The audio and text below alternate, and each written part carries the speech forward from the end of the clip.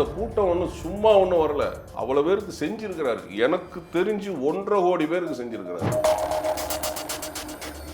அவர் இல்லைன்னா நாங்கெல்லாம் இல்லை.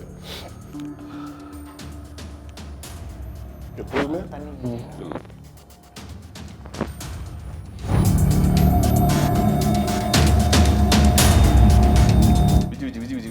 விஜய் எப்படி இருக்காரு எனக்கு புரியல. யாரை கேட்குறாரு?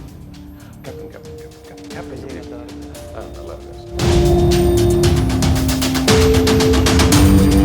பேசாம ஊருக்கு வந்தமா போனமா இல்லாம வீணா எங்க ஊரு கோயில் விஷயத்துல தலைரணி. எங்க ஆத்தாளுக்கு ஒரு ஆளை வெட்டுறது ஒண்ணுதான், 10 ஆடை வெட்டுறது ஒண்ணுதான். அடே நீங்க என்ன பண்றீங்க? ஒரு மாலையை வாங்கிருங்க, போயிட்டு அவங்களுக்கு மரியாதை பண்ணுங்க. அவங்க பொண்ணு பேரு சாந்தி. அவங்க எனக்கு ஃபோன் பண்ணாங்க, இல்லையா, இந்த 10,000 ரூபாய் எடுத்துட்டு கொண்டு போய் இந்த நடிகர் சங்க கட்டடத்துக்கு வேற யார் பேரவே வைக்க போறாங்கன்னு சொல்றாங்க. பட் நான் வந்து தனிப்பட்ட முறையில் திரு கார்த்தி சார்ட்ட பேசினேன்.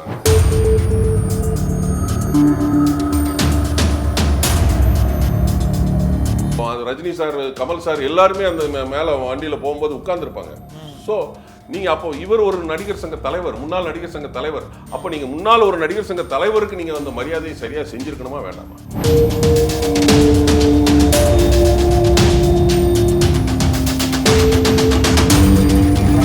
மீசை ராஜேந்திரன் அப்படின்னு சொன்னோன்னே எங்களுக்கு ஃபர்ஸ்ட் ஞாபகம் ஒரு விஷயம் கேப்டன் விஜயகாந்த் அவர்கள் தான். உங்களுக்கும் அவருக்கான அந்த பயணம் அப்படிங்கிறது எப்படி ஸ்டார்ட் ஆச்சு? உங்க 2 பேருக்குள்ள இருக்க அந்த பாண்டிங் பத்தி கொஞ்சம் சொல்லுங்க சார். இல்லை, ஆக்சுவலாக வந்து பார்த்தீங்கன்னா திரைப்படக் கல்லூரி மாணவர்கள் ஒவ்வொருத்தருக்குமே வந்து கேப்டனை வச்சு படம் பண்ணணும், இயக்கணும்னு சொல்லி ஒரு ஆசை உண்டு. பரதனோட பூஜையில் தான் நான் வந்துட்டு ராஜாபாதர் ஸ்ட்ரீட்டில் டி நகரில் ஃபஸ்ட்டு, அதுக்கு முன்னாடி நம்ம கேப்டனை தூரமாக இருந்து நம்ம பார்த்துருக்குறோம். பட் ரொம்ப க்ளோஸாக இருந்து பார்த்து பேசுனது வந்து அந்த பரதன் பூஜையில் தான். ஓகே. ஸோ கேப்டன் அவருக்கு உண்டான உறவு அப்படின்னு பார்த்தீங்கன்னா 33 வருஷம் நான் வந்து மன்றத்தில் இருந்தேன். ஸோ அவர் படங்கள் ரமணாவுக்கு பிறகு அவர் நடிக்கிற அத்தனை படங்களையுமே எனக்கு வந்து ரெக்கமெண்ட் பண்ணுவார். அது வந்து கிரேட். எனக்கு தெரிஞ்சு இப்போ இருக்கிற தமிழ் சினிமாவில் எந்த ஒரு நடிகரும் அடுத்த நடிகர்களுக்கு வாய்ப்பு வாங்கி கொடுக்க மாட்டாங்க எனக்கு தெரிஞ்சு. பட் கேப்டன் அவர்கள் அவங்க கூட இருக்கிறவங்களும் நல்லா இருக்கணும்னு சொல்லுவார், இவரை வந்து போடுங்கன்னு. அப்போ நான் எனக்கு மரியாதைன்னு ஒரு படத்தில், விக்ரமன் சார் படத்தில் கேப்டன் சொல்லி நான் டைரக்டரை பார்க்க போகிறேன். அப்போ டைரக்டர் சொல்கிறாரு, கேப்டன் உங்களை சொன்னார், அது மாதிரி 3 ஆர்டிஸ்ட், ராஜேந்திரன், ஸ்ரீமன், ரியாஸ்கான், ஓகே, 3 பேருக்கும் வாய்ப்பு கொடுங்கன்னு சொல்லி கேப்டன் சொன்னார். ஸோ அப்படி அவர் நடிகர்கள் படங்கள் எல்லாமே எனக்கு வந்து வாய்ப்பு கொடுத்தாரு. அப்புறம் அவருடைய அரசியல் இயக்கம் ஆரம்பித்ததுக்கப்புறம் நான் அதில் வந்து இயக்கத்தில் எந்த நடிகருமே அவர் இயக்கத்தில் கிடையாது, நான் ஒருத்தன் தான் நடிகர். இது ரஜினி சாரே வந்து சொன்னார் சிவாஜி படம் நடிக்கும்போது. நான் சிவாஜி படம் வந்து டெல்லியில் ஷூட்டிங்கு, ரஜினி சார் அப்போ வந்து சிவாஜியில் வந்து பார்த்தீங்கன்னா அந்த படத்தில் வந்து இந்த ஃபேமிலியெல்லாம் கூப்பிட்டு விருந்து வைப்பார். ஆமாம். அப்போ தான் இந்த நண்டு ரசம் அப்படி இப்படின்னு விவேக் சார் காமெடி பண்ணுவார். அந்த சீன் எடுத்துக்கிட்டு இருக்காங்க. நாங்கள் வந்து அங்கே போகிறோம். நாங்கள் போகும்போது ஃப்ளைட் லேட்டு, கொஞ்சம் லேட்டாக போயிட்டோம். அப்போது நாங்கள் இந்த மாதிரி பேசிகிட்டு இருக்கோம். நான் இப்படி பேசிகிட்டு இருக்கிறேன், முன்னாடி 3 ஆர்டிஸ்ட் உட்காந்து பேசிகிட்டு இருக்கிறாங்க. இங்கேருந்து சார் வர்றாரு, நான் கவனிக்கலை. இப்படி வரும்போது இவங்க 3 பேர் எழுந்திரிச்சிட்டாங்க, விஷ் பண்ணுறாங்க. ரஜினி சார் நான் பார்க்கல, நான் பின்னாடியில் இருக்கேன், இப்படி அப்படி போயிட்டாரு. அப்புறம் இவங்க 3 பேர் உட்காந்துட்டாங்க. அப்புறம் நான் பேசிகிட்டு இருக்கேன். ஒரு 5 நிமிஷம் கழிச்சு அப்படி அவர் வந்தார். நான் அப்படி எந்திரிச்சேன், சார் வணக்கம் சார் அப்படின்னு. இவங்க 3 பேர் உட்காந்துட்டு இருக்காங்க, நான் வணக்கம்னு திரும்பி 10 இவங்களாம் எந்திரிச்சாங்க. வேலை வேலை வேலை வேலை வேலை இருக்கா அப்படின்னாரு. சார் ஷூட்டிங் தான் சார் வந்தேன். விஜய் விஜய் விஜய் விஜய் விஜய் விஜய் விஜய் விஜய் எப்படி இருக்கா அப்படின்னு. எனக்கு புரியல, யாரை கேட்குறாரு அப்படின்னு. Captain captain captain captain captain எப்படி இருக்காரு? நல்லா இருக்கார் சார். கேப்டன் கூட நீங்கள் ஒருத்தர் தான் நடிகர், நீங்கள் ஒருத்தர் தான் இருக்கீங்களா அப்படின்னாரு. ஆமாம் சார். அதுக்குள்ளே அசிஸ்டன்ட் டைரக்டர் வந்து ஷார்ட் முடிச்சுட்டு வரேன்.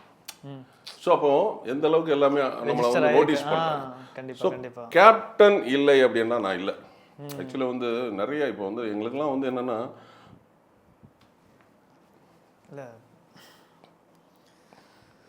சரி எல்லாருக்கும் இருக்கிற ஒரு பக்கம் தான், அவர் இல்லைன்னா நாங்கள் எல்லாம் இல்லை. எப்போதுமே இல்லை. எங்கள் கூட எப்போதுமே வந்து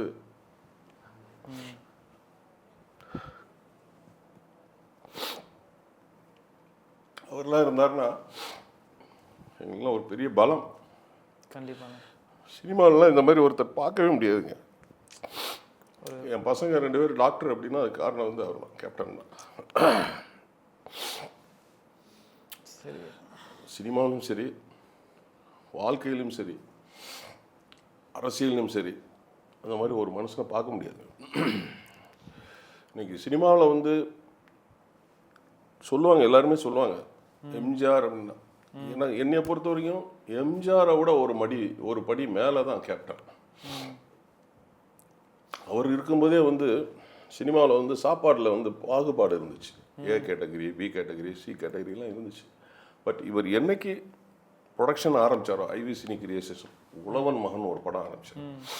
அதுலேருந்து அவர் என்ன சாப்பிட்றாரோ அதே சாப்பாடை கீழே உள்ளவங்க வரைக்கும் சாப்பிடணும். நான் அதை நேரடியாகவே பார்த்துருக்குறேன். ஒரு தடவை ஒரு ஷூட்டிங்கில் ஜூனியர் ஆர்டிஸ்ட்டுக்கு வந்து லாஸ்ட்டு ஒரு லேட்டாக சாப்பிட்டாங்க ஒரு 10-15 பேர். வெறும் கறி குழம்பு மட்டும்தான் இருந்தது, மட்டன் பீஸ் இல்லை அதில். இவர் எப்போவுமே வந்து பிரேக்குன்னொன்னா போக மாட்டார். மற்ற ஆர்டிஸ்ட் மாதிரிலாம் கேரவனுக்கெலாம் இவர் போக மாட்டார். காஸ்டியூமை மாற்றிட்டு ஒரு லுங்கி ஒரு பனியனை போட்டு அப்படியே சுற்றுவார் பிரேக் டயத்தில். எல்லாருக்கும் சாப்பாடு கரெக்டாக போகுதா, எல்லா சாப்பாடும் போகுதா அப்படின்லாம் பார்ப்பார். அங்கே பிரச்சனை போய்கிட்டு இருக்கு. எல்லாரும் வந்துட்டாங்க கேப்டன்ட்ட. என்ன கேப்டன் உங்கள் படத்தில் வந்து 2 நாள் சைவம், 3ஆவது நாளும் சைவம் அப்படின்னோடனே இவர் கடுப்பாயிட்டார். மேனேஜரை கூப்பிட்டு, என்ன நேற்று சனிக்கிழமை சரி சைவம் சாப்பிடுவாங்கன்னு நினச்சேன், வெள்ளிக்கிழமை முத நாள் சைவம், இன்னைக்கு ஞாயிற்றுக்கிழமை தானே, ஏன் சிக்கன் மட்டன் போடலை அப்படின்னுலாம். இல்லை ப்ரொடக்ஷனில் சொல்லியிருக்காங்க. அவர் தான் டைரக்டர், அவர் தான் ப்ரொடியூசர் அந்த படத்துக்கு. சரி எத்தனை நாள் ஷூட்டிங்க கேப்டன்? மொத்தம் 55 நாள். இப்போ 2-3 நாள் முடிஞ்சிட்டு 52 நாள் இருக்கு. இந்த 52 நாளில் மட்டன் சிக்கன் வாங்கினா எவ்வளோ ரூபாய் செலவாகும் கேப்டன்? ஒரு 6-7 லட்சம் ரூபா ஆகும். 10 லட்ச ரூபா என் சம்பளத்தில் எடுத்துக்க. 10 லட்ச ரூபா என் சம்பளத்தில் எடுத்துக்க. படம் முடிகிற வரைக்கும் சிக்கன் மட்டன் போடணும். எந்த ஆர்டிஸ்ட்டுங்க சொல்லுவா? ஒரு ஆர்டிஸ்ட்டும் சொல்ல மாட்டாங்க எனக்கு தெரிஞ்சு. சாப்பிட்டா நீ சாப்பிட்டியான்னு கூட கேட்க மாட்டாங்க ஆர்டிஸ்ட்டு. ஸோ அந்த மாதிரி வந்து பார்த்தீங்கன்னா சினிமாவில் பாகுபாடு பார்க்காம, பெரிய நடிகர் சின்ன நடிகர்னு பார்க்காம, ஒரு கஷ்டம்னா யாராக இருந்தாலும், சினிமா நடிகருக்கு மட்டும் கிடையாது, யாராக இருந்தாலும் தேடி வந்து அவரை பார்த்தாங்கன்னா கஷ்டம்னு சொன்னால், படிக்கிறதுக்கு ஃபீஸ் கட்டணும்னு சொன்னால் காசை கொடுத்துருவாரு. உடம்பு சரியில்லை ஹாஸ்பிட்டல் போகணும், எவ்வளோ ரூபா ஆப்ரேஷன் செலவும், காசை கொடுப்பாரு. சார் நம்ம வந்து அந்த டிசம்பர் 28 நம்ம போன வருஷத்துக்கு முந்தின வருஷம் நம்ம பார்த்தோம். அது சும்மா ஒன்றும் வரல அந்த கூட்டம். அந்த அளவுக்கு உதவி செஞ்சிருக்கிறாரு. கண்டிப்பா கண்டிப்பா சார். சார் எனக்கு தெரிஞ்சு அவர் ஆட்சிலையும் கிடையாது, ஆண்டதும் கிடையாது. நீங்க மறைந்த முன்னாள் முதலமைச்சர்லாம் ஆட்சியில் இருந்தாங்க, புரியுதுங்களா? இவர் 8 வருஷம் வந்து ஆக்டிவா கிடையாது, சினிமாவில் 10-15 வருஷம் கிடையாது. ஆனாலும் அந்த கூட்டம் ஒன்றும் சும்மா ஒன்றும் வரல, அவ்வளோ பேருக்கு செஞ்சிருக்கிறாரு. எனக்கு தெரிஞ்சு 1.5 கோடி பேருக்கு செஞ்சிருக்கிறாருங்க அவரோட மனசுக்காக. ஆமாங்க, தெரியாமல் இத்தனை பேருக்கு செஞ்சிருப்பாரு. ஆமாம். ஸோ நாங்கள் உண்மையிலே வந்து அந்த ஃபிலிம் இன்ஸ்டியூட் அப்படிங்கிற ஒரு காரணத்துக்காக நான் உள்ளே வந்தேன். பட் இவருடைய நடவடிக்கைகள்லாம் பார்க்கும்போது நாங்கள் வந்து உண்மையிலே வந்து நாங்கள் அவரோட இருந்ததுக்கு நாங்கள் பெருமைப்படணும். 100% அது.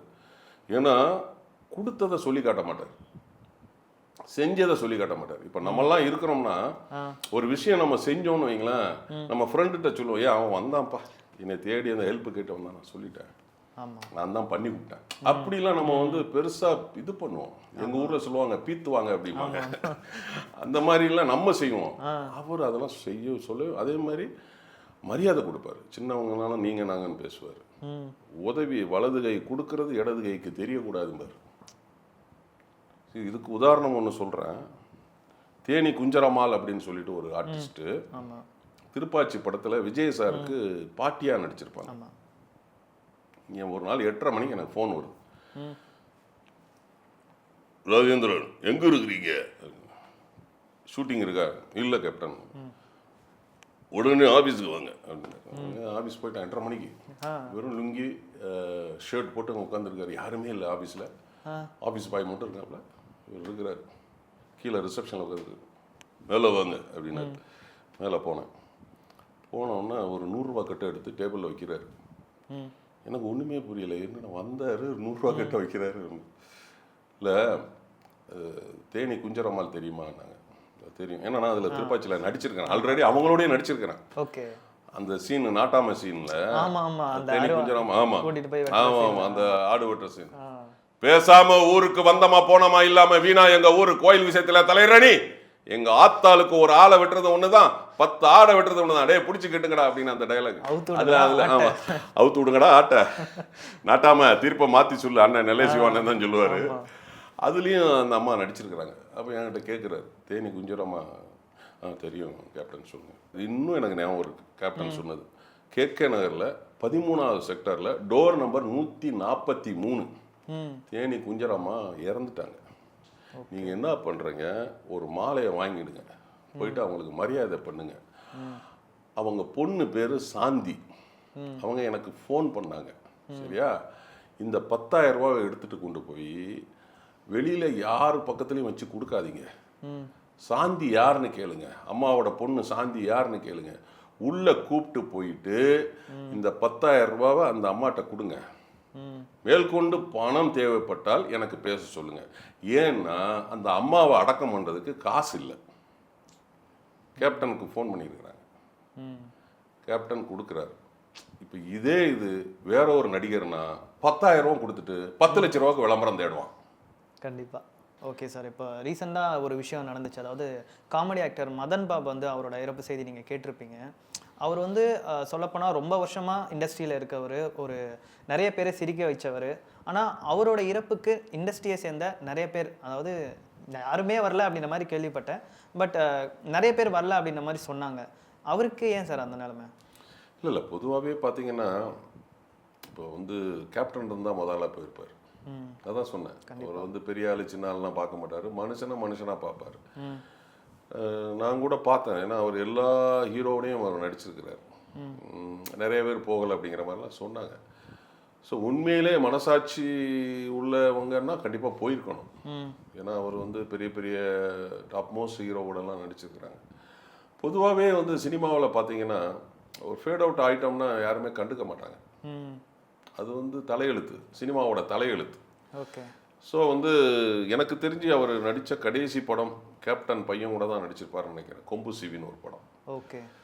கேப்டன் பையன் போனார், அந்த டெத்துக்கு வந்து சண்முக பாண்டியன் தம்பி போனார். ஓகே. ஸோ வந்து பார்த்தீங்கன்னா நீங்கள் சொன்ன மாதிரி அவருடைய சிரிப்பால் பல பேரை சிரிக்க வச்சிருக்காரு. அவர் முதல்ல வந்து பார்த்தீங்கன்னா ட்ராமாவில் இருந்துட்டு அப்புறமா மியூசிக், லைட் மியூசிக்லாம் பண்ணிட்டு அப்புறமா ஆர்டிஸ்டாக வந்தவர். பொதுவாகவே அது சினிமாவோட தலையெழுத்து. சினிமாவில் இருக்கும்போது தான் கொண்டாடுவாங்க. சினிமாவில் ஃபேட் அவுட் ஆகிட்டோம்னா யாருமே கண்டுக்க மாட்டாங்க. சரி, ஓகே சார். அதனால் அதை நம்ம வந்து வருத்தமும் சொல்லக்கூடாது. வந்தவங்க ஓகே, வராதவங்கள வந்து நம்ம என்ன சொல்கிறது, புரியுதுங்களா? ஏங்க அப்பேற்பட்ட கேப்டன் வந்து நடிகர் சங்க கடனை அடைச்சாரு, கிட்டத்தட்ட அவ்வளோ கடனை அடைச்சிட்டு பேங்கில் 1.5 கோடி ரூபா வைப்பு நிதி வச்சாரு. யார் எந்த நடிகர் சங்கத்திலேருந்து யாருங்க வந்து கரெக்டாக அவருக்கு வந்து ரெஸ்பெக்ட் கொடுத்தாங்க? யார் வந்தது நாசர் சார் தனியாக வந்துட்டு போகிறாரு. நான் பார்க்குறேன், கண் கூட பார்க்குறேன். நாசர் சார் தனியாக வந்துட்டு போனார், நடிகர் சங்க தலைவர் தனியாக வந்துட்டு போகிறார். எதனால இதெல்லாம்? அப்புறமா வந்து பார்த்தீங்கன்னா Arjun sir, Pasupathi sir, Ajayarathnam sir, Kovai Sarala madam, ஒரு 7 பேர் வந்தாங்க. பேர் என்ன, நம்ம ஐயோ கருணா சார், இன்னும் ஒருத்தங்க, ஒரு 7 ஆர்டிஸ்ட்டு நான் வந்தாங்க நடிகர் சங்கத்திலேருந்து. கொஞ்ச நேரம் அதுதான் சொல்கிறேன். நான் என்ன சொல்கிறேன்னா, இன்னைக்கு அவருக்கு உண்டான ஒரு மரியாதை அப்படிங்கிறது 100% அன்னைக்கு பண்ணலை சார். ஏன் கிடைக்கல? அது எங்களுக்கெல்லாம் ஆதங்கம் சார், எனக்கெல்லாம் தனிப்பட்ட முறையில் ஆதங்கம் சார். ஏன்னா சார் அவர் ஒரு நடிகர் சங்கம் அப்படிங்கிறத இன்னைக்கு தமிழ்நாட்டில் தெரியப்படுத்தினது கேப்டன் தான். இன்னொரு விஷயம் நீங்கள் பார்க்கணும், நடிகர் சங்க தலைவராக எத்தனை பேர் இருந்திருக்காங்க. அந்த இடம் வந்து NS கிருஷ்ணன் ஐயா வாங்கி கொடுத்தது, 16 கிரவுண்டோ 18 கிரவுண்டோ. அதில் பில்டிங் உருவாகினது காரணம் வந்து பார்த்தீங்கன்னா திரு எம்ஜிஆர் அவர்கள், திரு சிவாஜி அவர்கள், திரு ஜெமினி கணேசன், திரு SSR, அந்த காலத்து நடிகர்கள்லாம் ஃபண்ட்ஸ் போட்டு அந்த கட்டடத்தை உருவாக்குனாங்க. சரி. அப்போ அந்த கட்டடம் கடனில் இருக்குது. எல்லாருமே சிவாஜி சார் நடிகர் சங்க தலைவராக இருந்தார், SSR இருந்தார், நம்ம மேஜர் சுந்தரராஜன் சார்லாம் இருந்தாங்க. மேலும் மேலும் மேலும் அது கடன் தான் அதிகரிச்சுது. அப்போது கேப்டன் வந்து 2000 நடிகர் சங்க தலைவராக ஆகிறாரு. 2004 வரைக்கும் ஒரு 4 வருஷம் நடிகர் சங்க தலைவராக இருக்கார். அனைத்து உச்ச நட்சத்திரங்களையும் கூட்டு போய் கலை நிகழ்ச்சி நடத்தி, அந்த கலை நிகழ்ச்சி நடத்தினவன் சீட் பண்ணான். பிடிச்சி களத்தை பிடிச்சி தூக்கி இது பண்ணி பணம் தரலன்னா தொலைச்சிருவான்னு சொல்லி அவ்வளோ இதையும் பணத்தை வாங்கிட்டு வந்து கடனை அடைச்சி அந்த நடிகர் சங்கத்துக்கு வைப்பு நிதியும் வச்சுட்டு இன்னைக்கு சார் உண்மையிலே சொல்லணும்னா இன்னைக்கு வந்து துணை நடிகர்கள் அத்தனை வீட்லேயும் அடுப்பு எரியுதுன்னா அதுக்கு காரணம் கேப்டன் தாங்க. புரியுதுங்களா? அப்போ வந்து 2 இதாக இருந்தாங்க. நடிகர் சங்கத்தில் உள்ள நடிகர்களுக்கும் பெப்சியில் உள்ள நடிகர்களுக்கும் தனித்தனியாக வந்து வேலை கொடுத்துட்டு இருந்தாங்க. அப்போது கேப்டன் வந்து நடிகர் சங்க தலைவராக ஆனார். இந்த பக்கம் ப்ரொடியூசர் சங்க தலைவராக அண்ணன் ராவுத்தர் ஆகுறாங்க. ஸோ இப்போ ப்ரொடியூசர்ஸ் கவுன்சிலும் நடிகர் சங்கமும் ஒரு பைலா போடுறாங்க. ஓகே.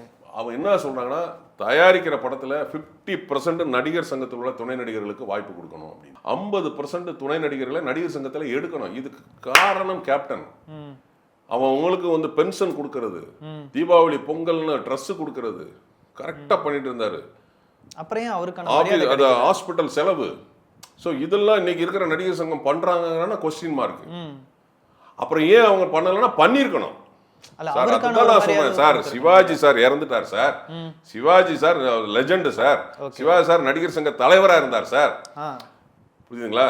அன்னைக்கு சிவாஜி சார் இறக்கும் போது பிரபு சார் இல்ல சார் ஊர்ல. ஓகே. கேப்டன் முன்னாடி நின்று அதை எல்லாத்தையும் செஞ்சாருங்க. நீங்க பார்த்துருப்பீங்க. அவ்வளவு கூட்டத்தை ஒரு துண்டை வச்சு விரட்டுவாருங்க. பார்த்துருக்கேன் சார். எனக்கு வந்து கேப்டன் மறைவுக்கு பிறகு அடுத்த நாள் பிரபு சார் எனக்கு ஃபோன் பண்றாரு. ஃபோன் பண்ணி என்கிட்ட ரொம்ப வருத்தத்தை தெரிவித்தார். அப்போ சொல்றாரு அவரு, எல்லாம் அழுக வந்துடுங்க. சிவாஜி பிரபு சார் சொல்றாரு, நான் வெளிநாட்டில் இருந்துட்டேங்க, ஆனால் விஜி வந்து ஒரு புள்ள மாதிரி எல்லாம் பார்த்து கூடயே இருந்து தூங்காமல் சாப்பிடாமல் குளிக்காமல் அடுத்த நாள் வந்து என் கூடயே வந்து அங்கே எல்லா காரியமும் முடிச்சுட்டு வீட்டுக்கு வந்துட்டு எல்லாருமே அங்கேருந்து போயிட்டாங்கங்க. எல்லாருமே அதை கடமை முடிஞ்சிட்டு எல்லாரும் போயிட்டாங்கங்க. விஜி வீட்டுக்கு போகலங்க. விஜி என் கூட வந்து 2 மணி நேரம் என் வீட்டில் இருந்து எங்கள் அம்மா கையை பிடிச்சிட்டு அழுதுகிட்டு, நாங்கள்லாம் கூட இருக்கிறோம்மா, தம்பிக்கு துணை பிரபு சாருக்கு துணையாக இருப்போம்னு பேசுகிறாங்க. 2 மணி நேரம் இருந்துட்டு தாங்க போனார். குளிக்கலை, சாப்பிடல. இப்போ நம்மளாம் என்ன பண்ணுவோம்னா போயிடுவோம் அப்படியே. ஆனால் கேப்டன் போல இது பிரபு சார் அடுத்த நாள் என்கிட்ட சொல்கிறாரு. புரியுதுங்களா? அப்போ வந்து அந்த ஒரு நடிகர் சங்க தலைவராக இருந்தார், பிளஸ் நடிப்புக்கு லெஜெண்டு. இவர் இப்போ நம்ம நடிகர் சங்க தலைவர். அப்போ அவர் ஒரு நடிகர் சங்க தலைவருங்கிற முறையில் முன்னால் ஒரு நடிகர் சங்க தலைவருக்கு ஒரு மரியாதையை எப்படிலாம் செஞ்சிருக்காரு, எந்த அளவுக்கு எல்லா நட்சத்திரங்களையும் கூப்பிட்டு இப்போ லைனை கொண்டு வந்து வேனில் வர வச்சு அன்னைக்கு ஷூட்டிங் எல்லாம் கேன்சல் பண்ணி 2 நாள் ஷூட்டிங் எல்லாம் கேன்சல் பண்ணி, அப்போ அது ரஜினி சார் கமல் சார் எல்லாருமே அந்த மேலே வண்டியில் போகும்போது உட்கார்ந்துருப்பாங்க. ஸோ நீங்கள் அப்போ இவர் ஒரு நடிகர் சங்க தலைவர், முன்னாள் நடிகர் சங்க தலைவர். அப்போ நீங்கள் முன்னால் ஒரு நடிகர் சங்க தலைவருக்கு நீங்கள் அந்த மரியாதையை சரியாக செஞ்சிருக்கணுமா வேண்டாமா? கண்டிப்பாக செஞ்சிருக்கணும். செய்யலையே. 19 நாள் கழிச்சுலாம் நீங்கள் வந்து இரங்கல் கூட்டம் போட்டீங்க.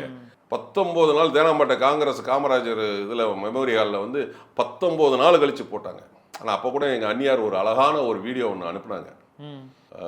வந்தவர்களுக்கும் நன்றி, வராதவர்களுக்கும் நன்றி அப்படின்னா. இறுதி அஞ்சலி செலுத்த வந்தவர்களுக்கும் நன்றி, வராதவங்களுக்கும் நன்றி. அவங்கவுங்க நீங்கள் உங்களுடைய சொந்த வேலையில் இருந்திருப்பீங்க அப்படின்னு அவங்க நாசுக்கா அதை சொன்னாங்க. என்னைய கூட கூப்பிட்டு சொன்னாங்க, ரொம்ப திட்டாதீங்க, இன்டர்வியூலலாம் ரொம்ப சொல்லாதீங்க, அது அவங்களுக்கா தெரியணும். ஓகே, புரியுதுங்களா? ஸோ அதை வந்து கரெக்டாக ஹானர் பண்ணணும். இப்போ இன்னும் சொல்ல போனால் அந்த நடிகர் சங்க கட்டடத்துக்கு வேற யார் பேரவே வைக்க போறாங்கன்னு சொல்றாங்க. பட் நான் வந்து தனிப்பட்ட முறையில் திரு கார்த்தி சார்கிட்ட பேசினேன். நான் ஜப்பான் ஷூட்டிங்கில் ஹைதராபாத்தில் ராமோஜிராவ் ஃபிலிம் சிட்டியில் நாங்கள் நடிச்சுக்கிட்டு இருக்கும்போது நான் சார் கூட ஒரு சின்ன கேரக்டர் நடித்தேன். அப்போ நான் நடிச்சுக்கிட்டு இருக்கும்போது நான் சார்கிட்ட பர்சனலாக நான் சொன்னேன், சார் இது மாதிரி நடிகர் சங்கம் வந்து கேப்டன் இல்லைன்னா அது வந்து மீட்டிருக்க முடியாது, என்னைக்கோ அது ஜப்தி ஆயிருக்கும், வேற பில்டிங் வந்திருக்கும், கேப்டன் பேரை நீங்கள் வைக்கணும்னு பரிசீலனை பண்ணுங்கன்னு சொன்னேன். எனக்கு இதுக்கப்புறம் வந்து ஒரு தகவல் வந்தது, வேற யார் பேரோ வைக்க போறாங்கன்னு நான் ஓப்பனாக ஸ்டேட்மெண்ட் கொடுத்தேன். அங்க கட்டடம் வந்து அந்த பில்டிங்க்கு கேப்டன் பேர் தான் வைக்கணும். யார் பேர் வைக்கிறேன்னு சொல்லுங்க. அது ஏதோ ஒரு பேர்னு வைங்களா, அது எதுக்கு, அது ஆக்டர் தானா இல்ல பாலிட்டிஷியன்? சம்பந்தமே நடிகருக்கு நடிக்கிறதுக்கே சம்பந்தம் இல்லாம ஒருத்தர் பேர் வைக்க போறதா சொல்றாங்க. அது சொல்றாங்க, நம்ம கேள்விப்படல, வந்தா தானே தெரியும். பட் நான் வந்து சொன்னேன், நடிகர் சங்கத்துக்கு கட்டடத்துக்கு பேர் வைக்கணும் அப்படின்னு. பட் இதை வந்து எனக்கு ரவி அண்ணா சொன்னார், ராதா ரவி அண்ணா ஃபோன் பண்ணார். ராதா ரவி அண்ணா ஃபோன் பண்ணி, இன்டர்வியூவில் கரெக்டாக பேசினப்பா, நீ விஜய் பேர் தான்ப்பா வைக்கணும். நெப்போலியன் சார் பிஏ ஒருத்தர் ஒரு நாள் ஃபோன் பண்ணுறாரு, சார் நெப்போலியன் சார் உங்கள்கிட்ட சொல்ல சொன்னார், கரெக்டாக பேசியிருக்கீங்க அப்படின்னு. ஸோ அப்போ நம்ம உண்மையை தானே சொல்கிறோம், நாங்கள் கேப்டனுடைய வளர்ப்பு வெட்டு ஒன்று துண்டு ஏக்மால் தோ துக்குடா. அப்போ நீங்கள் அந்த பில்டிங் கண்டிப்பாக கேப்டன் பேரை வைக்கணும், அதுதான் முறை.